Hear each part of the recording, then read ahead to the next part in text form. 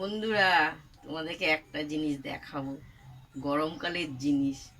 সেদিন দেখিয়েছি চালতার আচার, আজকে কি আচার দেখাবো তোমাদেরকে বলছি, এটা তৈরি করে দেখাবো। কুল, পাকা পাকা কুল, বুঝতে পেরেছো তো?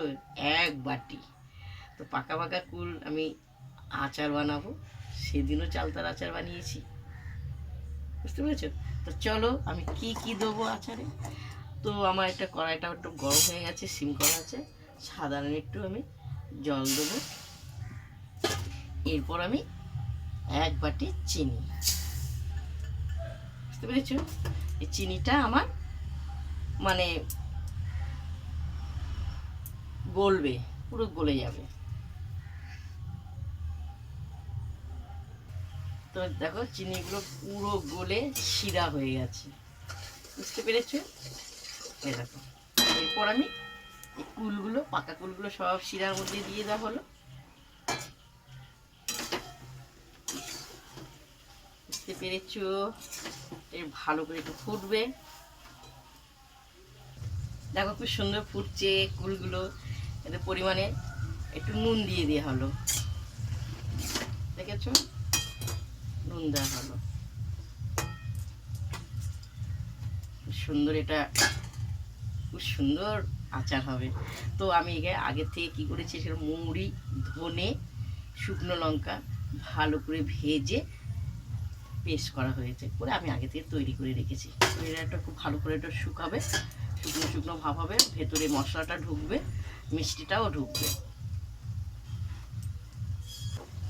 তো বন্ধুরা দেখেছো আমি এটা দিয়ে একটুখানি ভেঙে দেবো, একটুখানি ভেঙে দেবো, তাহলে একটু ভালো ঢুকবে চিনিটা আর নুনটা। তো আমি মশলাগুলো এখানে কিন্তু শুকনো লঙ্কাও ভেজে দেওয়া হচ্ছে, একটু ঝাল ঝাল হবে। আমি মশলাগুলো সব দিয়ে দেওয়া হলো, সুন্দর গন্ধ বেরোচ্ছে, অপূর্ব। ঠিক আছে, আর কিচ্ছু দেবো না, এতেই খুব সুন্দর ফুটবে। তো দেখো পুরো আমার কুলের আচারটা খুব সুন্দর সুন্দর আঠালো আঠালো ভাব হয়েছে।